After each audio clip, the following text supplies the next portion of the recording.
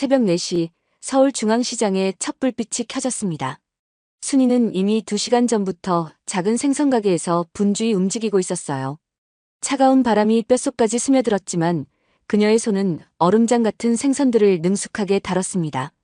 20년 동안 매일 반복해온 일상이었죠. 아이고 추워. 순이는 입김을 호호 불며 고등어를 얼음 위에 가지런히 늘어놓았습니다. 새벽 공기는 칼날처럼 차가웠어요. 하지만 이런 추위에도 익숙해진 지 오래였죠. 순이야, 오늘도 일찍 나왔네. 옆 가게에서 김치를 파는 영자가 인사를 건넸습니다. 순이는 피곤에 젖은 얼굴에 억지로 미소를 지었어요. 언니도 일찍 나오셨네요. 그래야 하루 벌어먹고 사는 거지 뭐. 영자의 말에 순이는 쓸쓸하게 웃었습니다. 이곳 사람들에게 그녀는 그저 열심히 사는 평범한 시장 아줌마일 뿐이었어요. 누구도 그녀의 진짜 정체를 알지 못했죠. 순이는 손에 든 칼로 생선의 비늘을 조심스럽게 벗겨냈습니다. 칼날이 반짝반짝 빛났어요. 한때 이 손은 샤넬 핸드백을 들고 있었습니다. 까르띠에 시계를 차고 명품 보석들로 치장했던 손이었죠. 하지만 이제는 거친 일상에 익숙해진 손이 되어버렸어요. 비린내가 손끝까지 스며들어 아무리 씻어도 지워지지 않았습니다. 그 냄새가 이제는 그녀의 냄새가 되어버렸죠. 아, 정말 지겹다. 순이는 작은 한숨을 내쉬었습니다. 하지만 곧 다시 생선 정리에 집중했어요. 살아가기 위해서는 이런 감상에 빠져 있을 시간이 없었죠. 아침 6시가 되자 시장이 본격적으로 활기를 띠기 시작했습니다. 단골 손님들이 하나둘 들어서기 시작했어요. 아줌마, 고등어 얼마예요? 개당 3,000원이에요. 어젯밤에 부산에서 바로 올라온 거예요. 순이는 익숙한 미소로 손님을 맞았습니다. 정말 싱싱하네요. 2마리 주세요. 네, 좋은 걸로 골라드릴게요. 순이의 목소리에는 진심이 담겨 있었어요.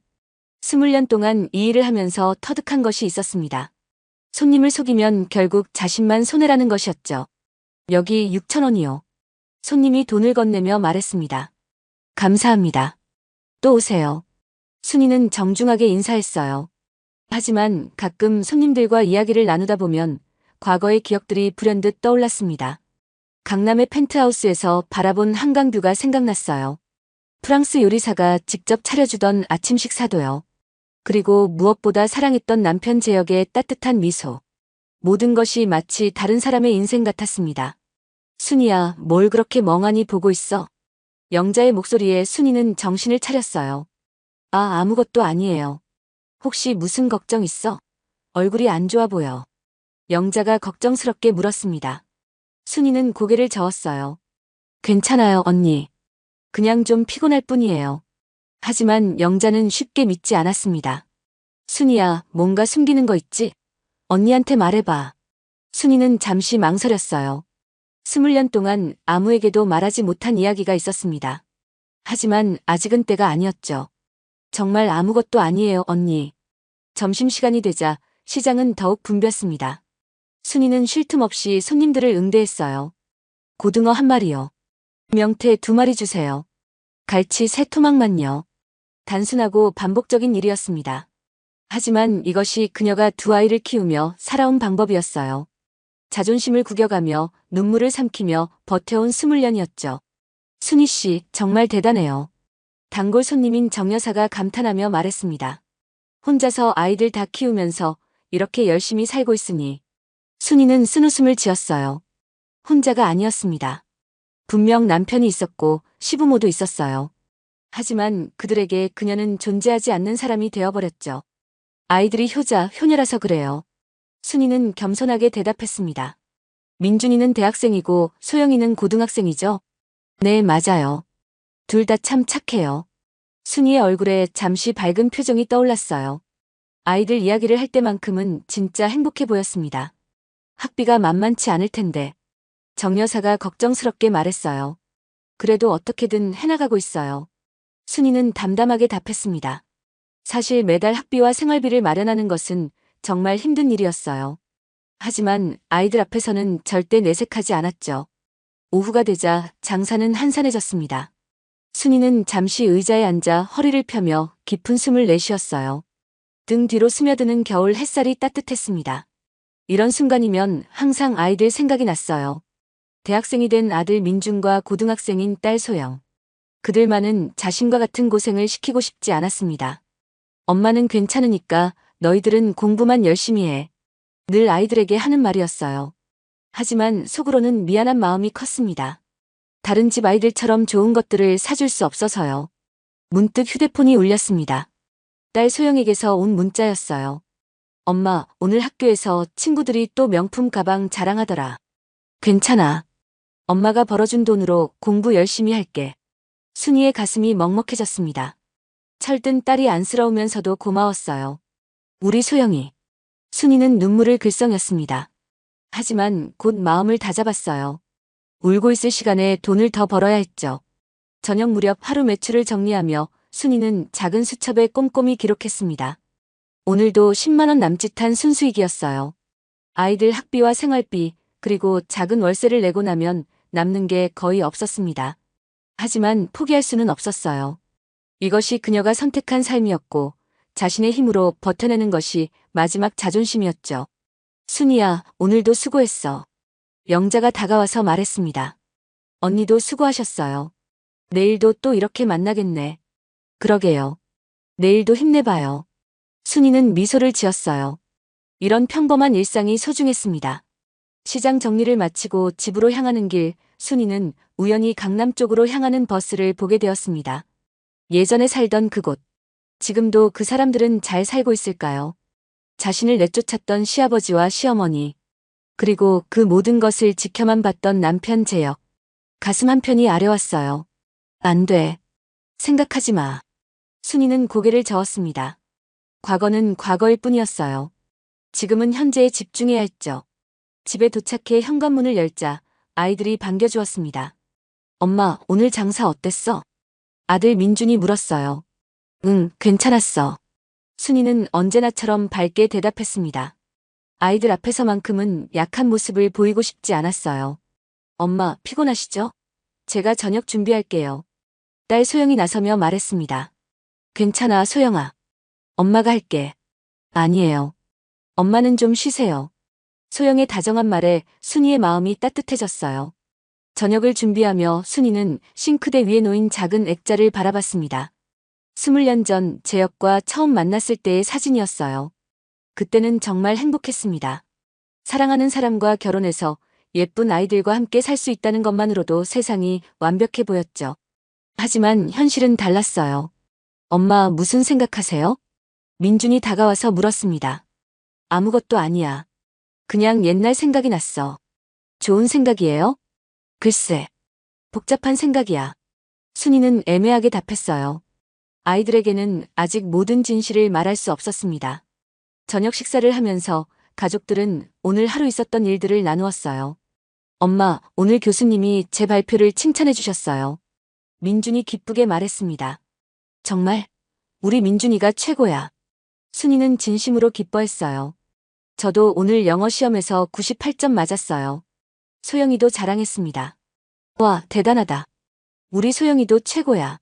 이런 순간들이 순이에게는 가장 행복한 시간이었어요. 힘든 하루를 버텨낼 수 있는 힘의 원천이었죠. 밤이 깊어가자 순이는 작은 방에 혼자 앉아 있었습니다. 아이들은 각자 방에서 공부에 열중하고 있었어요.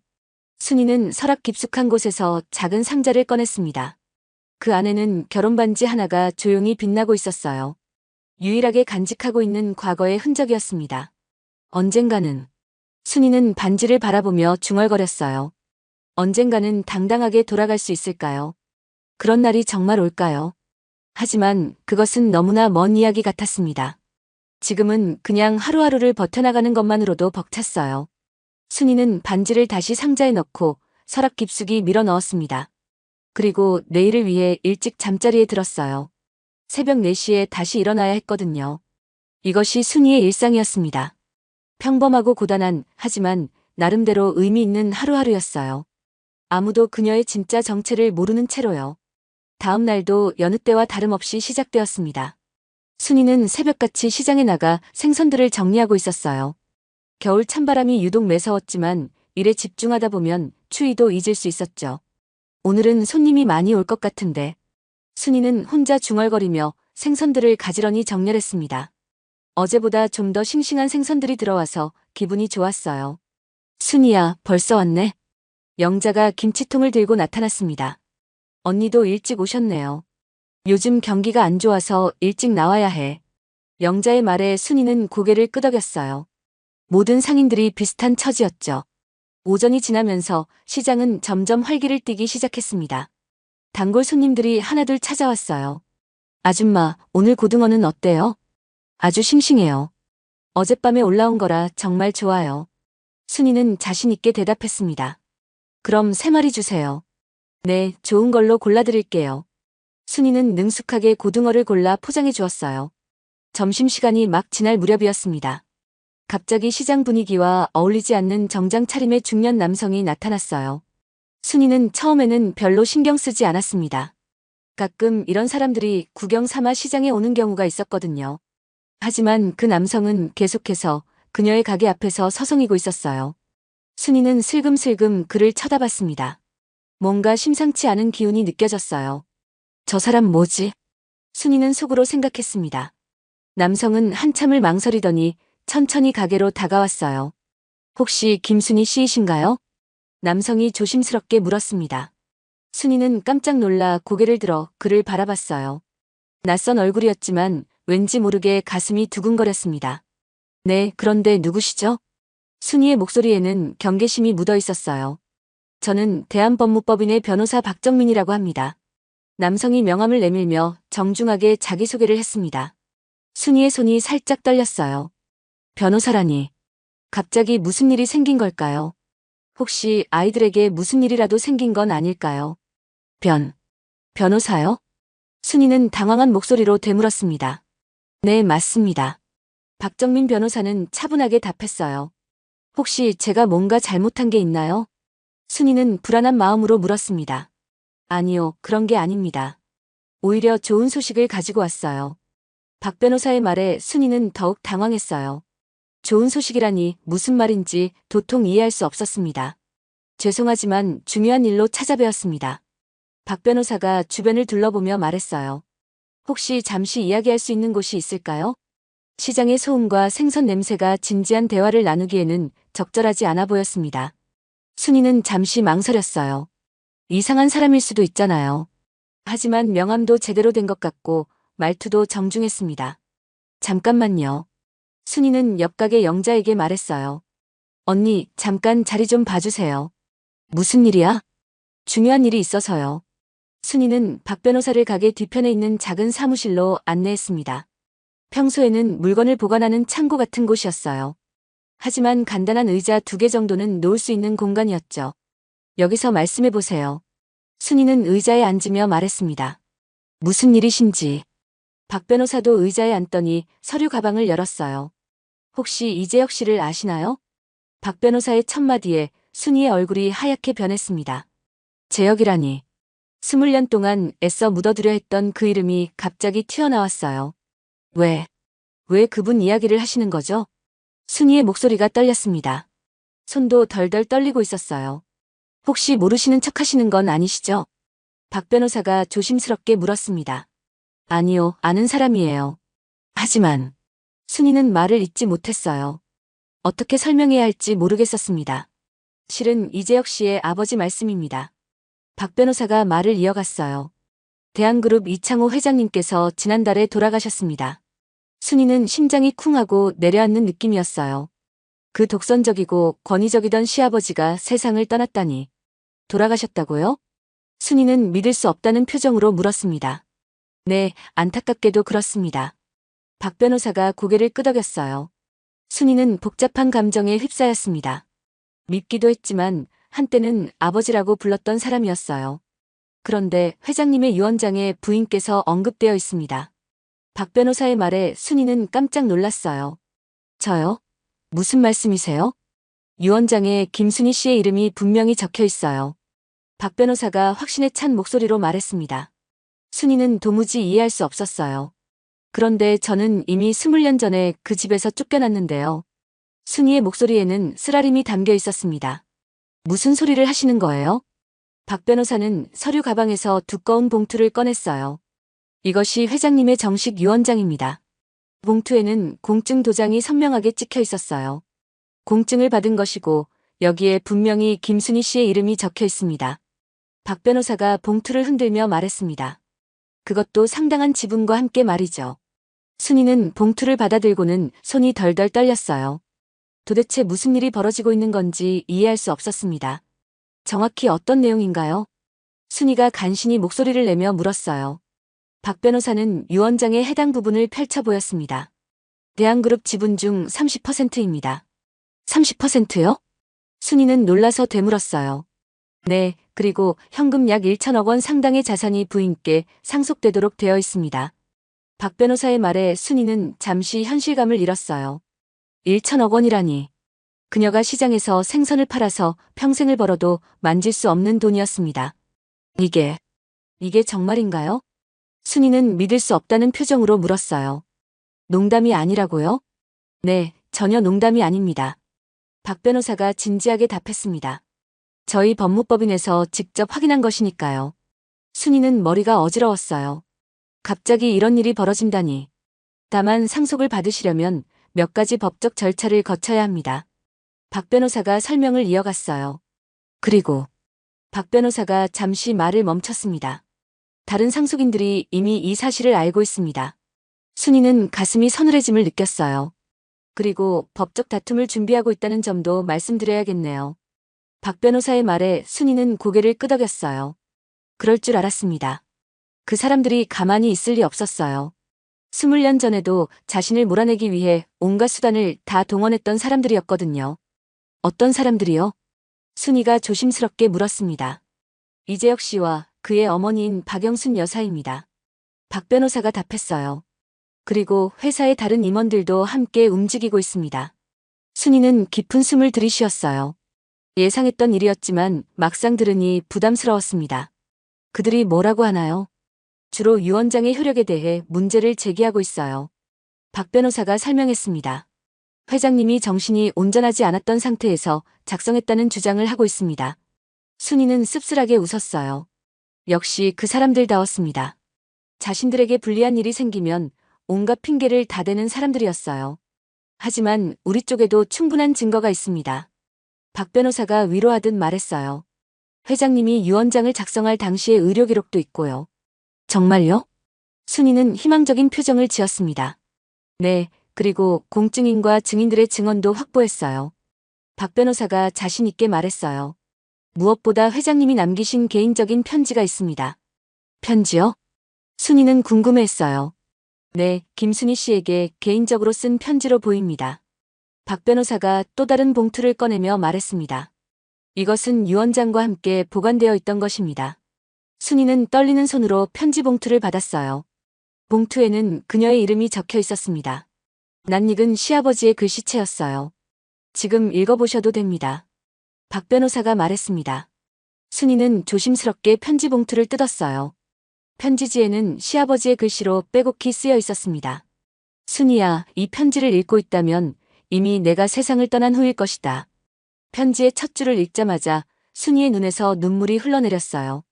20년 전에 너를 내쫓은 것은 내 인생 최대의 실수였다. 편지는 계속 이어졌습니다. 너는 정말 좋은 며느리였고 재혁을 진심으로 사랑했다. 순이는 편지를 읽으며 흐느꼈어요. 그토록 차갑고 무정했던 시아버지가 이런 마음을 가지고 있었다니.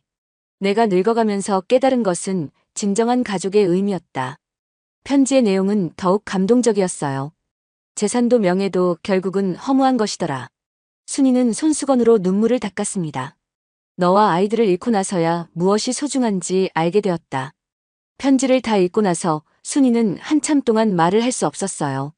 이 유산은 내가 너와 아이들에게 저지른 죄에 대한 작은 속죄다. 편지의 마지막 문장이었습니다. 박 변호사도 잠시 조용히 기다려 주었어요. 이 편지는 법정에서 결정적인 증거가 될 것입니다. 박 변호사가 말했습니다. 순이는 편지를 소중히 접어서 가슴에 품었어요. 그럼 이제 어떻게 해야 하나요? 순이가 물었습니다. 일단 정식으로 상속 절차를 밟아야 합니다. 박 변호사가 설명했어요. 그리고 상대방의 소송에 대비해야 하고요. 순이는 깊은 생각에 잠겼습니다. 20년 만에 다시 그 사람들과 맞서야 한다니. 하지만 이번에는 달랐어요. 더 이상 약하고 순진한 며느리가 아니었습니다. 생존을 위해 싸워온 강인한 여성이 되어 있었거든요. 선생님, 제가 이길 수 있을까요? 순이가 불안한 마음으로 물었어요. 충분히 가능성이 있다고 봅니다. 박 변호사가 확신에 찬 목소리로 답했습니다. 무엇보다 정의가 우리 편에 있으니까요. 순이는 마음을 굳게 먹었어요. 이번에는 절대 물러서지 않을 것입니다. 아이들을 위해서라도 끝까지 싸울 각오였어요. 그날 밤 순이는 잠을 이룰 수 없었습니다. 변호사가 남기고 간 서류들을 계속해서 들여다보며 이 모든 것이 꿈이 아닌지 확인하고 있었어요. 20년 만에 다시 마주하게 된 과거의 기억들이 파도처럼 밀려왔습니다. 정말 이런 일이 일어날 수 있나? 순이는 혼자 중얼거렸어요. 아이들은 벌써 잠들어 있었고 집안은 조용했습니다. 순이는 서랍에서 그 오래된 사진을 꺼냈어요. 1994년 25살의 자신이 한 대학교 도서관에서 아르바이트를 하던 시절의 사진이었습니다. 그때는 정말 순진했었죠. 가난한 집안 형편 때문에 대학 등록금을 직접 벌어야 했던 그녀에게 도서관은 공부와 일을 동시에 할 수 있는 최적의 장소였어요. 그때 내가 얼마나 열심히 살았는데. 순이는 사진 속 자신을 바라보며 쓸쓸하게 웃었습니다. 그때 그녀를 처음 본 이재혁이 한눈에 반해버렸다고 했었죠. 순이야, 너 정말 예쁘다. 재혁이 처음 고백했던 날이 생각났어요. 도서관 뒤편 작은 카페에서였습니다. 나는 돈도 없고 변변한 집안도 아니에요. 그때 순이가 대답했던 말이었어요. 그런 건 중요하지 않아. 내가 널 사랑하는 게 전부야. 재혁의 말을 믿고 결혼을 결심했던 자신이 얼마나 순진했을까요? 재혁은 대한그룹 회장의 장남이었지만 전혀 거만하지 않았어요. 오히려 소탈하고 따뜻한 성격으로 순이의 마음을 사로잡았습니다. 집안 같은 건 중요하지 않아. 그의 말을 진심으로 믿었었죠. 결혼 준비를 할 때부터 시어머니의 차가운 시선을 느꼈지만 순이는 애써 무시했어요. 사랑하면 다 극복할 수 있을 거야. 그때는 정말 그렇게 생각했습니다. 결혼식 날 시아버지 이창호 회장은 차갑게 말했어요. 우리 집안에 어울리지 않는 며느리지만 재혁이가 원하니까 받아들이겠다. 그 말에 순이의 가슴이 아팠지만 재혁이 손을 꽉 잡아줬어요. 괜찮아, 순이야. 시간이 지나면 다 좋아질 거야. 하지만 시간이 지날수록 상황은 더 악화되었습니다.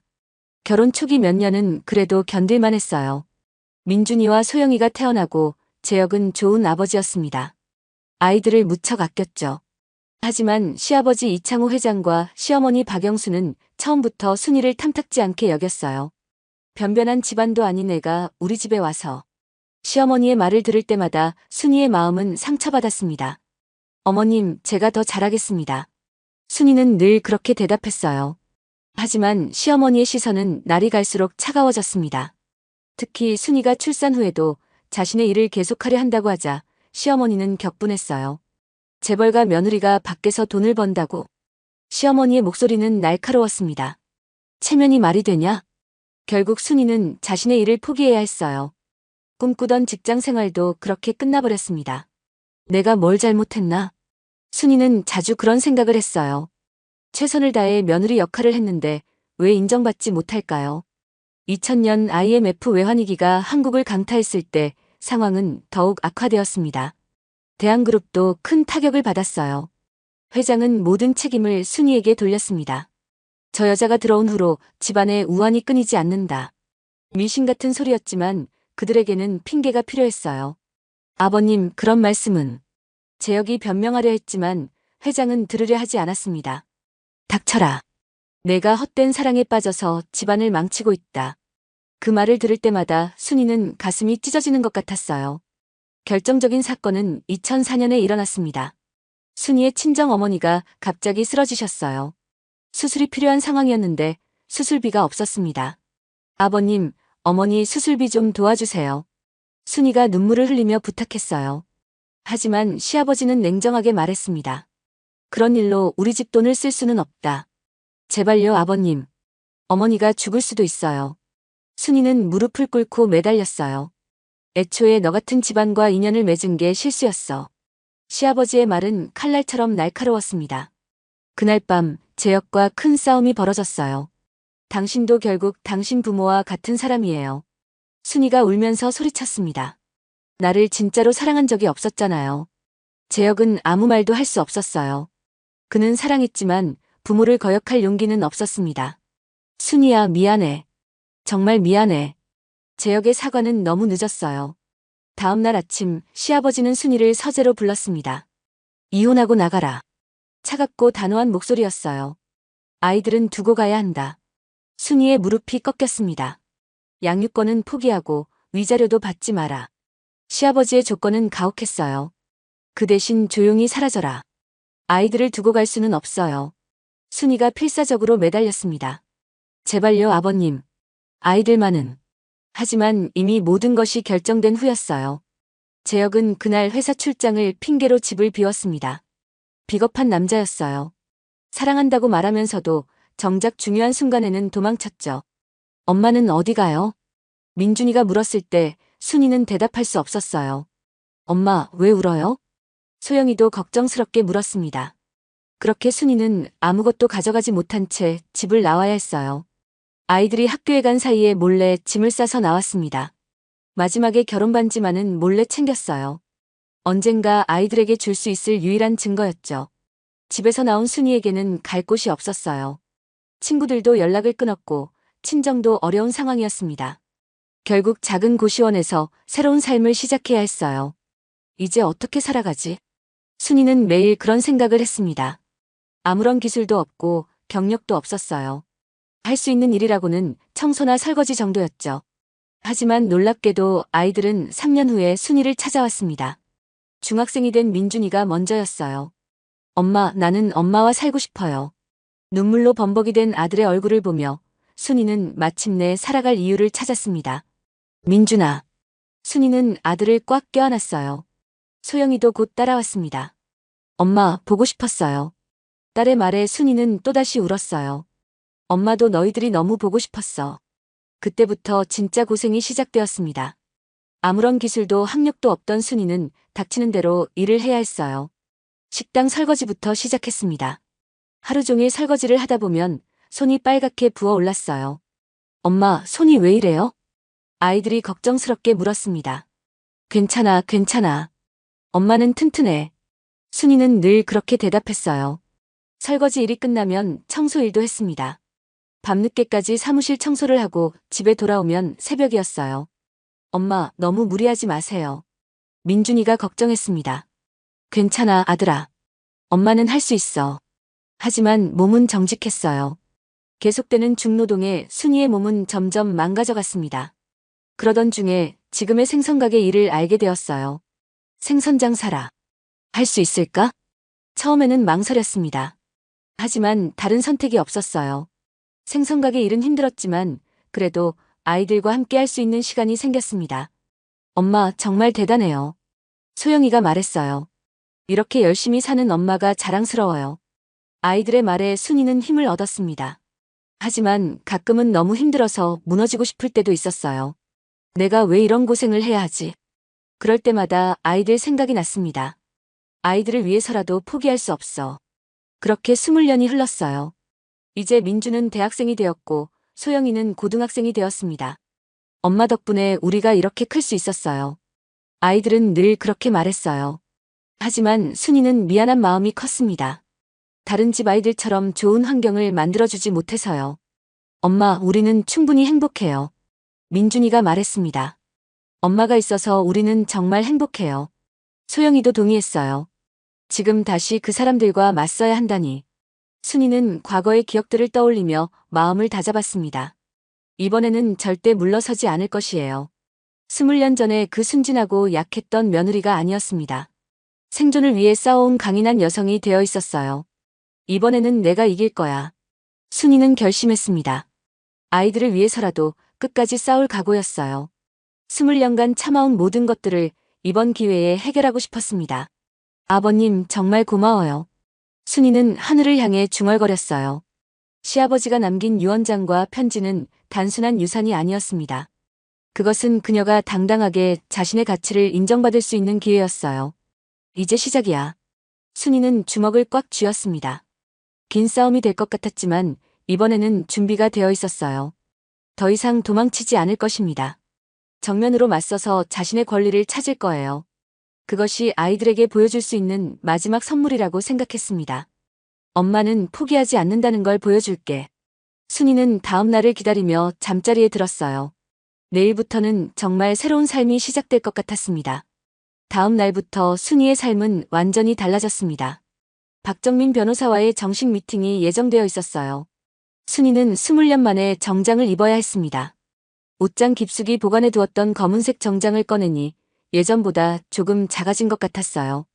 그래도 어떻게든 맞춰 입었습니다. 엄마 정말 멋있어요. 소영이가 감탄하며 말했어요. 오랜만에 보는 엄마의 모습이네요. 민준이도 놀라워했습니다. 그래, 이상하지 않아? 순이는 거울을 보며 물었어요. 20년 동안 작업복만 입고 살아서 정장 입은 자신이 낯설었습니다. 전혀요. 정말 우아해 보여요. 아이들의 말에 순이는 조금 자신감을 얻었어요. 법무법인 사무실은 강남의 고층 빌딩에 있었습니다. 순이가 엘리베이터를 타고 35층에 도착했을 때 발밑이 휘청거렸어요. 이런 곳에 와본 게 언제인지 기억도 나지 않았습니다. 대한법무법인입니다. 어떻게 오셨나요? 접수 직원이 정중하게 물었어요. 박정민 변호사님과 약속이 있는 김순희입니다. 아, 네. 잠시만 기다려주세요. 접수 직원의 안내를 받으며 순이는 변호사 사무실로 향했습니다. 복도 곳곳에 걸린 수상 내역들과 화려한 인테리어가 인상적이었어요. 정말 대단한 곳이네. 순이는 속으로 감탄했습니다. 박정민 변호사는 생각보다 젊어 보였어요. 하지만 말하는 투로 봐서는 상당한 경력이 있어 보였습니다. 김순희 씨, 어서 오세요. 박 변호사가 일어나서 인사했어요. 오늘부터 본격적인 법적 절차가 시작됩니다. 각오는 하고 계시죠? 박 변호사의 표정이 진지했습니다. 순이는 고개를 끄덕였어요. 네, 준비되어 있습니다. 그럼 먼저 상황부터 설명드리겠습니다. 박 변호사가 서류를 펼쳐놓으며 시작했어요. 상대방 측에서 이미 소송을 준비하고 있다는 정보를 입수했습니다. 순이는 긴장한 표정을 지었습니다.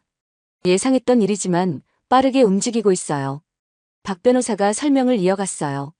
이재혁 씨 그리고 그의 어머니인 박영순 여사가 공동으로 유언장 무효 소송을 제기할 예정입니다. 순이는 깊은 숨을 들이쉬었어요. 재혁이와 시어머니가 함께 움직인다니. 예상했던 일이지만 막상 들으니 가슴이 답답했습니다. 주요 논리는 무엇인가요? 순이가 물었어요. 정신 이상 상태에서 작성된 유언장이라는 것입니다. 박 변호사가 답했습니다. 회장님이 치매나 우울증으로 정상적인 판단력을 잃었다고 주장할 거예요. 순이는 한숨을 쉬었어요. 역시 그 사람들다웠습니다. 자신들에게 불리한 일이 생기면 온갖 방법을 다 동원해서 막으려 했어요. 그럼 우리는 어떻게 대응해야 하나요? 다행히 우리 쪽에 유리한 증거들이 꽤 있습니다. 박 변호사가 또 다른 서류를 꺼냈어요. 이창호 회장이 유언장을 작성하기 전까지 정기적으로 받았던 건강검진 기록이 있어요. 정말요? 순이는 희망적인 표정을 지었습니다. 네, 그리고 유언장 작성 당시 참석했던 공증인과 증인들의 증언도 확보했어요. 박 변호사가 자신 있게 말했습니다. 모든 사람들이 회장님이 정신이 명료했다고 증언할 거예요. 무엇보다 놀라운 것은 이창호 회장이 남긴 개인적인 일기였어요. 이 일기는 회장님이 지난 5년간 직접 쓰신 것입니다. 박 변호사가 두꺼운 일기장을 보여줬어요. 여기에 김순희 씨와 손자, 손녀에 대한 그리움이 상세히 기록되어 있어요. 순이는 일기장을 바라보며 가슴이 뭉클해졌습니다. 그토록 차가웠던 시아버지가 자신들을 그리워했다니. 읽어보셔도 됩니다. 박 변호사가 말했어요. 순이는 조심스럽게 일기장을 펼쳤습니다. 오늘도 민준이와 소영이 생각이 났다. 첫 줄부터 순이의 마음을 울렸어요. 아이들이 잘 자라고 있는지, 순이가 너무 고생하고 있는 건 아닌지 걱정된다. 시아버지의 솔직한 마음이 담겨 있었습니다. 내가 저지른 일을 어떻게 용서받을 수 있을까? 순이는 눈물을 참으며 일기를 읽었어요. 이런 일기가 계속 기록되어 있습니다. 박 변호사가 설명했어요. 법정에서 강력한 증거가 될 것입니다. 순이는 고개를 끄덕였습니다. 그런데 상대방도 만만치 않을 것 같은데요. 물론입니다. 하지만 우리에게 진실이 있어요.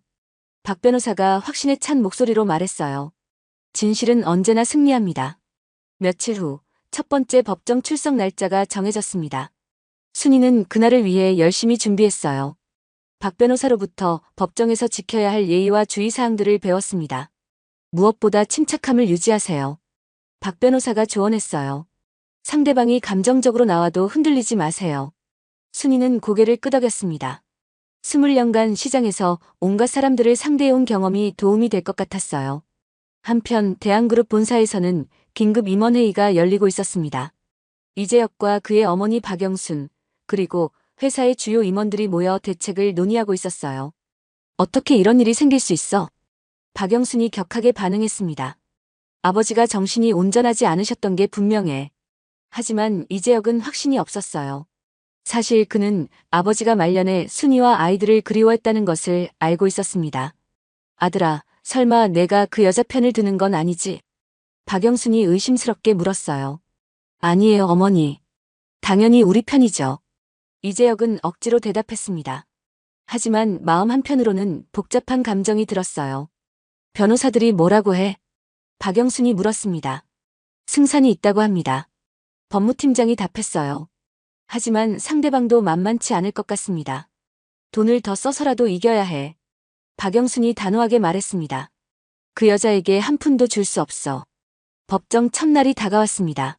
순이는 박 변호사와 함께 서울중앙지방법원에 도착했어요. 법원 계단을 올라가며 그녀는 20년 전의 그 굴욕적인 하루를 떠올렸습니다. 이번에는 달랐어요. 더 이상 구걸하거나 매달리지 않을 것입니다. 긴장되시죠? 박 변호사가 물었어요. 조금요. 하지만 할 수 있을 것 같아요. 순이는 담담하게 답했습니다. 법정에 들어서자 상대방 측이 이미 자리를 잡고 있었어요. 이재혁과 박영순, 그리고 그들의 변호사들. 20년 만에 마주한 그들의 모습은 많이 늙어 있었습니다. 특히 재혁은 머리가 많이 휘어져 있었어요. 재혁과 눈이 마주쳤습니다. 그는 잠시 당황한 듯했지만 곧 고개를 돌렸어요. 여전히 비겁한 남자였습니다. 순이는 더 이상 그에게 아무런 감정도 느끼지 않았어요. 다만 아이들의 아버지라는 사실만이 남아있을 뿐이었습니다. 박영수는 순이를 쏘아보며 속삭였어요. 저 여자가 아직도 살아있었네. 그 말이 순이의 귀에 들렸지만 그녀는 무시했습니다. 더 이상 그런 말에 상처받지 않았어요. 재판장이 입장하고 첫 번째 변론이 시작되었습니다. 상대방 변호사가 먼저 발언했어요.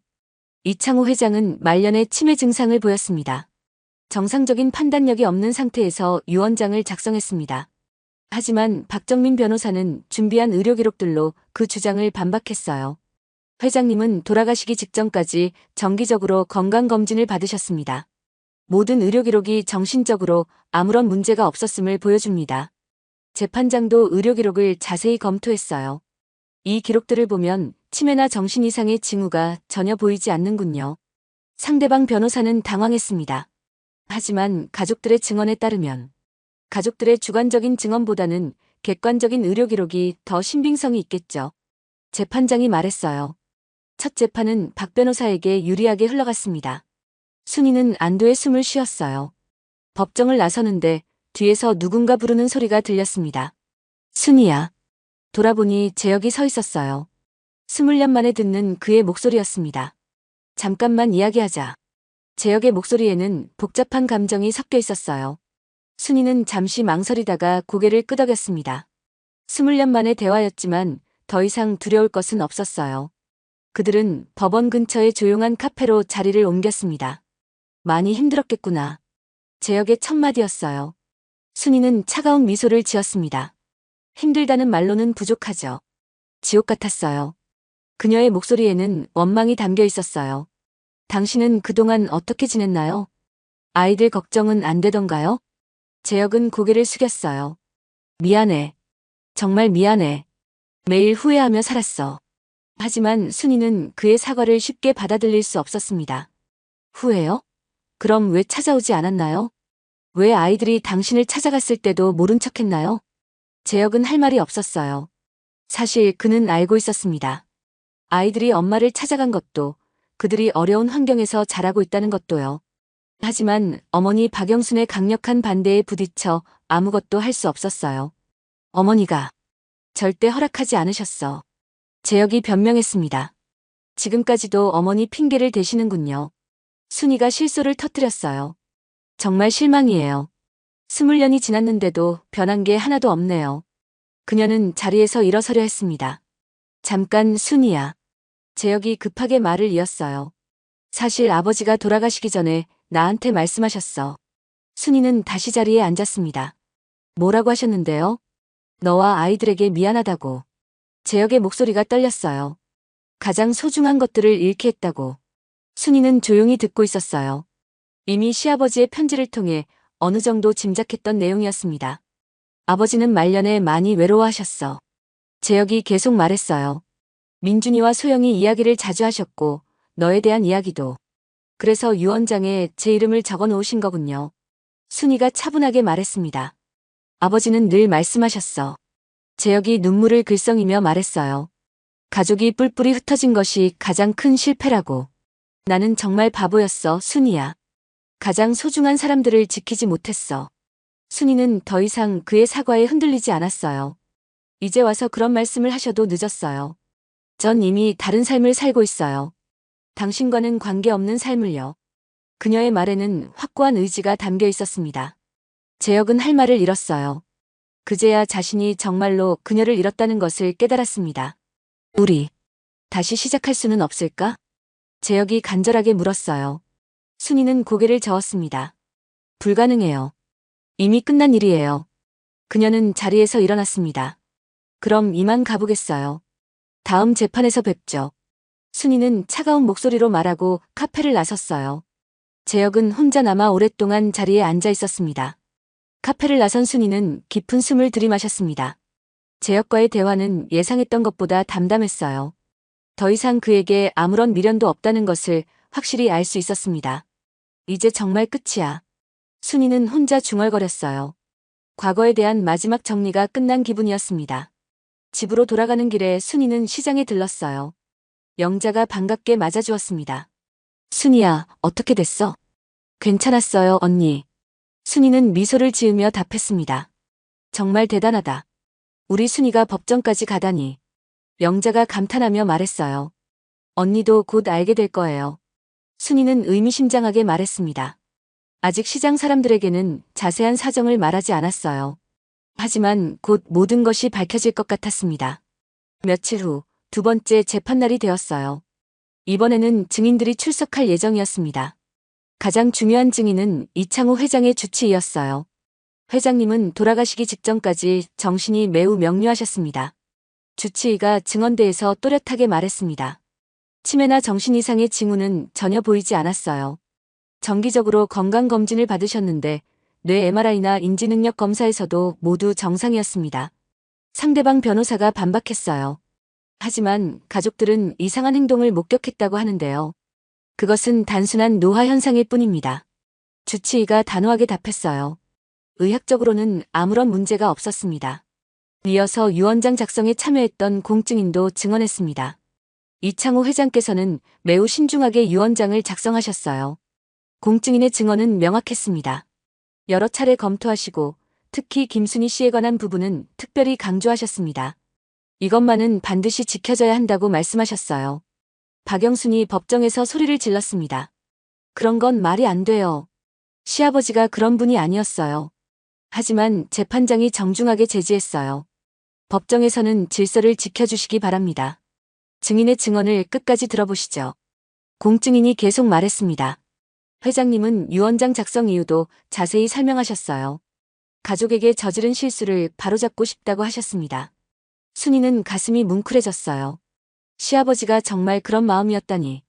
상대방 측에서는 반박 증인으로 가정의학과 의사를 내세웠습니다.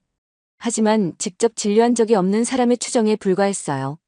추정이나 가능성이 아닌 명확한 증거를 제시해 주시기 바랍니다. 재판장도 그 점을 지적했습니다. 의학적 소견은 실제 진료를 바탕으로 해야 합니다. 결정적인 순간이 왔어요. 박정민 변호사가 이창호 회장의 개인 일기를 증거로 제출했습니다. 이것은 회장님이 지난 5년간 직접 쓰신 일기입니다. 여기에 김순희 씨와 손자, 손녀에 대한 그리움이 상세히 기록되어 있어요. 재판장이 일기를 받아보며 살펴봤습니다. 글씨도 또렷하고 내용도 논리적이군요. 일기의 한 부분이 법정에서 낭독되었어요. 오늘도 민준이와 소영이 생각이 났다. 박 변호사가 차분하게 읽어내려갔습니다. 아이들이 잘 자라고 있는지, 순이가 너무 고생하고 있는 건 아닌지 걱정된다. 내가 저지른 일을 어떻게 용서받을 수 있을까? 법정이 조용해졌어요. 모든 사람들이 일기 내용에 집중하고 있었습니다. 순이는 정말 좋은 며느리였다. 내가 편견에 사로잡혀서 그 애를 내쫓은 것은 평생의 후회다. 박영순이 얼굴이 하얗게 질렸어요. 시아버지의 진심을 처음 알게 된 것 같았습니다. 민준이와 소영이에게 할아버지로서 아무것도 해준 게 없다. 일기 낭독이 계속되었어요. 이 아이들에게 미안한 마음뿐이다. 재혁도 고개를 숙이고 있었습니다. 아버지의 마음을 전혀 몰랐던 자신이 부끄러웠어요. 이번만큼은 내가 잘못한 것을 바로잡고 싶다. 일기의 마지막 부분이었습니다. 순이와 아이들에게 이 재산을 물려주는 것이 내가 할 수 있는 마지막 일이다. 박영순이 법정에서 울음을 터뜨렸어요. 아버님이 그런 마음이셨다니. 하지만 이미 늦었습니다. 증거는 너무나 명확했어요. 박 변호사가 마지막 증거를 제시했습니다. 이것은 회장님이 김순희 씨에게 직접 쓰신 편지입니다. 편지 내용도 법정에서 공개되었어요. 순이야, 너를 내쫓은 것은 내 인생 최대의 실수였다. 순이는 눈물을 참으며 들었습니다. 너는 우리 가족이었는데 내가 그것을 인정하지 않았다. 이제라도 너와 아이들에게 마땅히 돌아갈 것을 돌려주고 싶다. 마지막으로 순이 본인이 증인으로 출석했어요. 상대방 변호사가 공격적으로 질문했습니다. 20년 동안 연락도 하지 않았던 사람이 갑자기 유산을 상속받는 것이 합리적이라고 생각하십니까? 순이는 침착하게 대답했어요. 저는 연락하지 않은 것이 아니라 연락할 수 없었습니다. 제가 그 집에서 나갈 때 모든 연락을 차단하라고 하셨거든요. 그리고 저는 유산을 받기 위해 여기 온 것이 아닙니다. 순이의 목소리는 당당했어요. 제가 받을 권리가 있다면 당당히 받겠다는 것입니다. 그동안 어떻게 생활하셨나요? 상대방 변호사가 계속 물었어요. 시장에서 생선 장사를 하며 아이들을 키웠습니다. 순이가 담담하게 답했습니다. 하루도 쉬지 않고 열심히 살았어요. 힘들지 않으셨나요? 힘들었지만 포기하지 않았습니다. 순이의 답변에 법정이 숙연해졌어요. 아이들을 위해서라도 굴복할 수 없었거든요. 박 변호사가 마지막 질문을 했습니다. 지금 이 소송에 임하는 마음가짐은 어떠신가요? 복수나 원망이 아닙니다. 순이가 또렷하게 말했어요.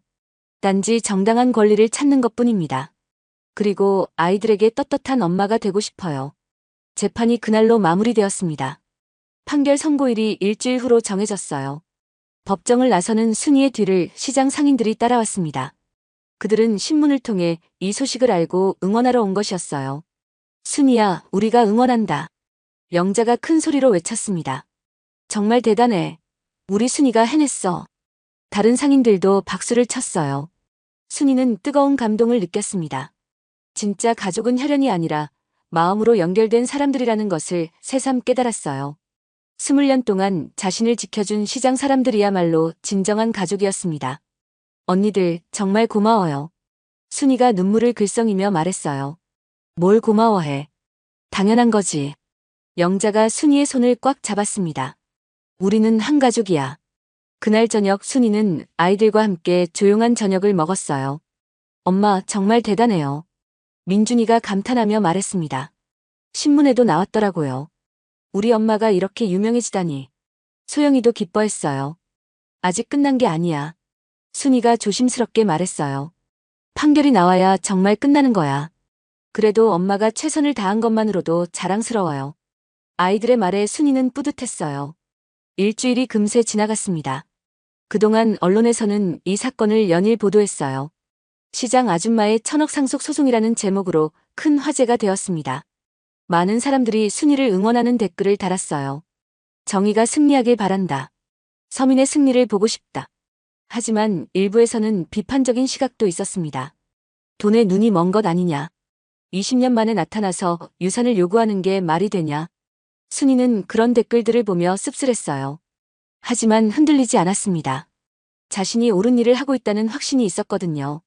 판결 선고일 전날 밤 순이는 잠을 이루지 못했어요. 내일이면 모든 것이 결정됩니다.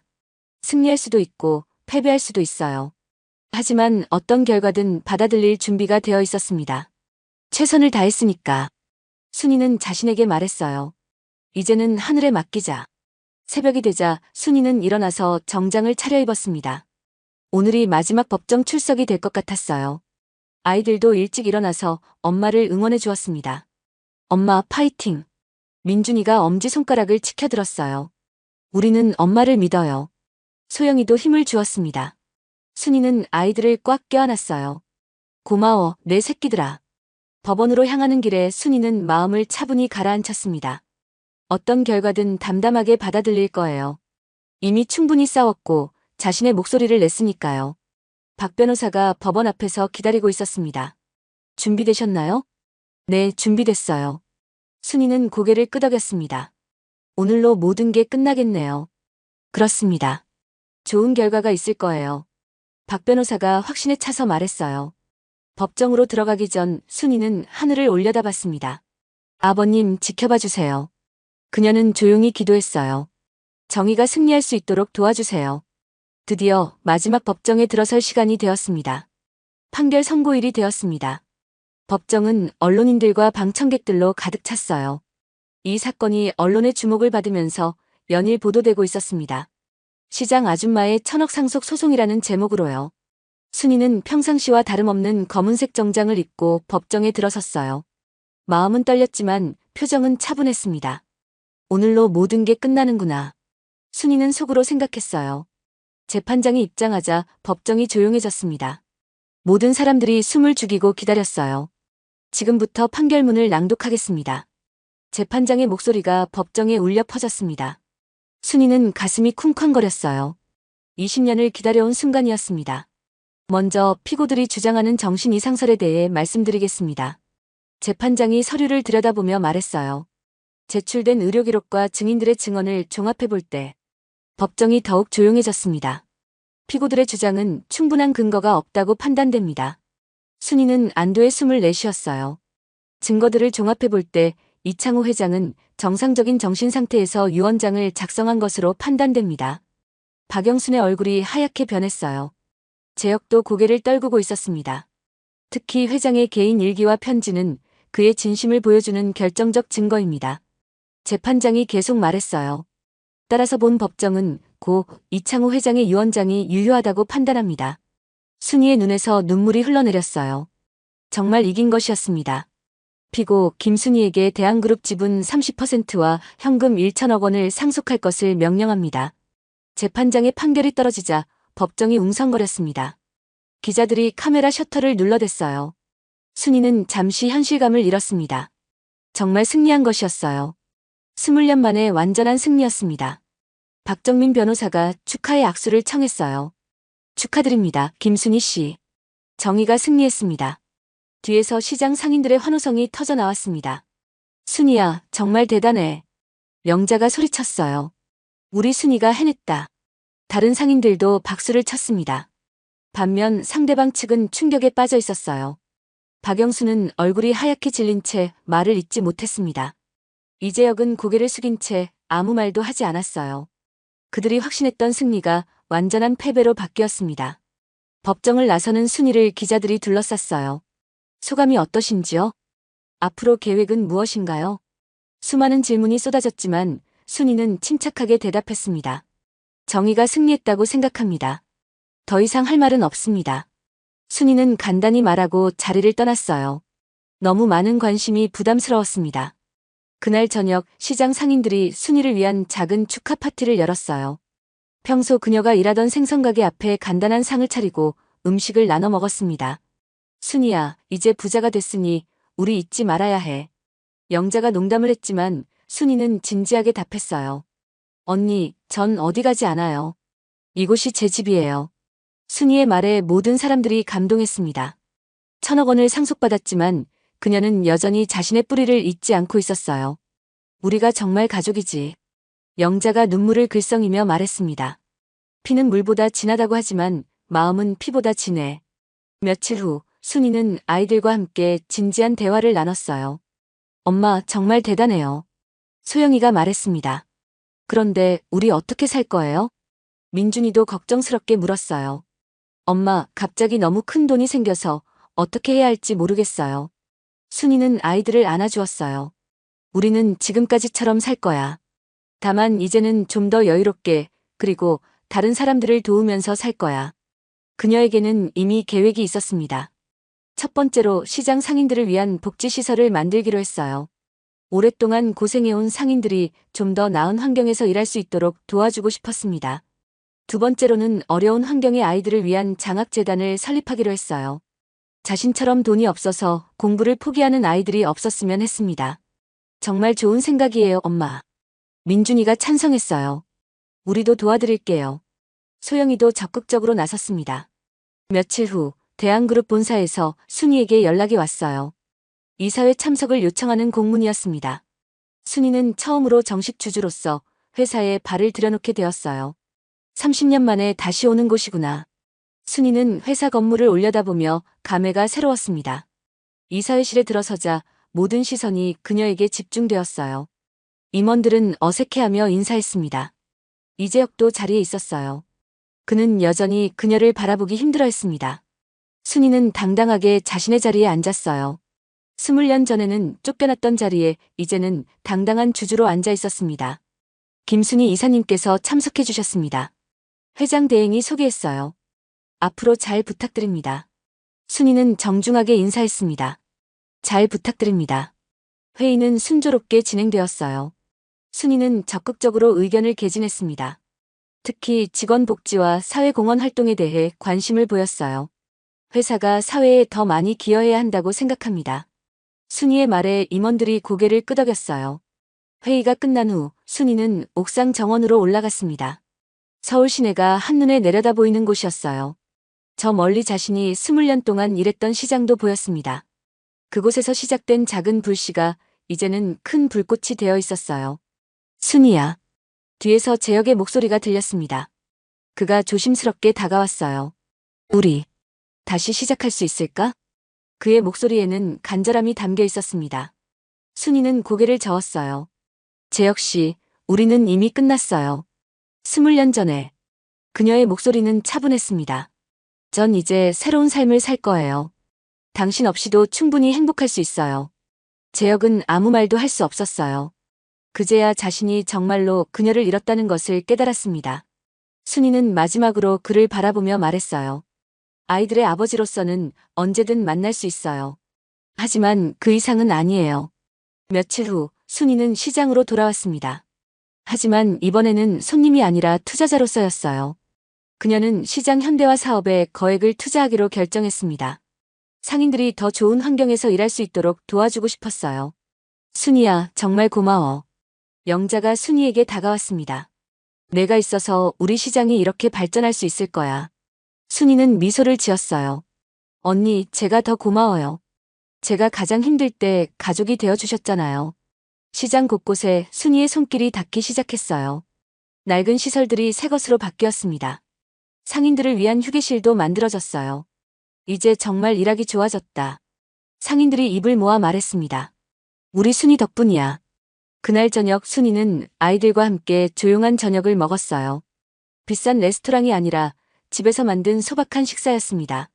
엄마, 정말 행복해요. 소영이가 말했어요. 우리 가족이 다시 함께 있을 수 있어서. 민준이도 고개를 끄덕였어요. 엄마가 포기하지 않아서 우리가 이렇게 살 수 있는 거예요. 순이는 두 아이를 바라보며 뿌듯한 마음을 감추지 못했어요. 이것이 바로 그녀가 20년 동안 꿈꿔왔던 순간이었습니다. 몇 달 후 순이는 새로운 사업을 시작했어요. 희망시장이라는 이름의 사회적 기업이었습니다. 어려운 환경의 사람들에게 일자리를 제공하고 동시에 좋은 먹거리를 저렴하게 공급하는 사업이었어요. 그녀의 첫 번째 사업장은 당연히 중앙시장이었습니다. 개업식 날 수많은 사람들이 축하하러 왔어요. 시장 상인들은 물론이고 정치인들과 기업인들도 참석했습니다. 하지만 순이에게 가장 의미 있는 손님들은 평범한 서민들이었어요. 그들이야말로 그녀가 진정으로 도우고 싶었던 사람들이었습니다. 정말 감사합니다. 한 어르신이 순이에게 말했어요. 이런 좋은 일을 해주셔서. 아니에요. 제가 도움받은 만큼 돌려드리는 거예요. 순이는 겸손하게 답했습니다. 그날 밤 순이는 혼자 시장을 걸었어요. 조용해진 시장에는 그녀의 발걸음 소리만 울려 퍼졌습니다. 20년 전 아무것도 가진 게 없던 채로 이곳에 왔을 때를 생각했어요. 그때는 절망뿐이었는데 이제는 희망으로 가득했습니다. 정말 많은 일이 있었구나. 순이는 혼자 중얼거렸어요. 힘들었지만 후회는 없었습니다. 모든 고생이 오늘을 위한 준비였다고 생각했어요. 마지막으로 그녀는 자신의 옛 생선가게 앞에 섰어요. 이제는 새로운 주인이 운영하고 있지만 여전히 그녀에게는 특별한 곳이었습니다. 이곳에서 배운 것은 돈을 버는 방법이 아니라 살아가는 방법이었어요. 포기하지 않는 방법, 꿈을 잃지 않는 방법이었습니다. 여기서 모든 게 시작됐지. 순이는 감회에 젖어 말했어요. 그때 휴대폰이 울렸습니다. 딸 소영에게서 온 문자였어요. 엄마 사랑해요. 정말 자랑스러운 엄마예요. 순이는 미소를 지으며 답장을 보냈어요. 엄마도 사랑해. 우리 소영이. 아들 민준에게서도 문자가 왔습니다. 엄마, 오늘 친구들이 엄마 뉴스 보고 부러워했어요. 최고의 엄마예요. 순이의 마음이 따뜻해졌어요. 아이들이 자신을 자랑스러워한다니. 이보다 더 큰 행복이 있을까요? 순이는 하늘을 올려다봤어요. 별들이 반짝이고 있었습니다. 고마워요, 아버님. 그녀가 조용히 중얼거렸어요. 시아버지의 마지막 선물은 단순히 돈이 아니었습니다. 그것은 그녀가 당당하게 자신의 가치를 인정받을 수 있는 기회였어요. 이제 순이의 새로운 인생이 시작되었습니다. 더 이상 과거에 얽매이지 않고 더 이상 누구에게 구걸하지 않는 당당한 삶이었어요. 그녀는 자신의 힘으로 일어섰고 이제는 다른 사람들도 일으킬 수 있는 힘을 가지게 되었습니다. 시장에서 시작된 작은 희망이 이제는 많은 사람들에게 희망을 주는 큰 빛이 되어 있었어요. 새로운 시작이야. 순이는 다짐했습니다. 앞으로 더 많은 사람들을 도우며 살 거예요. 그것이 자신에게 주어진 사명이라고 생각했습니다. 집으로 돌아가는 길, 순이의 발걸음은 가벼웠어요. 내일은 또 어떤 좋은 일들이 기다리고 있을까요? 생각만 해도 설레었습니다. 20년간의 긴 터널을 지나 드디어 밝은 햇살을 만날 수 있었어요. 이제는 정말 행복한 날들만 남았을 것 같았습니다. 순이는 가족들이 기다리는 집으로 향했어요. 따뜻한 불빛이 켜진 집으로요. 그곳에서 새로운 꿈을 키워갈 거예요. 더 많은 사람들에게 희망을 주는 꿈을요. 이제 진짜 시작이야. 순이는 마지막으로 다짐하며 집 안으로 들어갔습니다.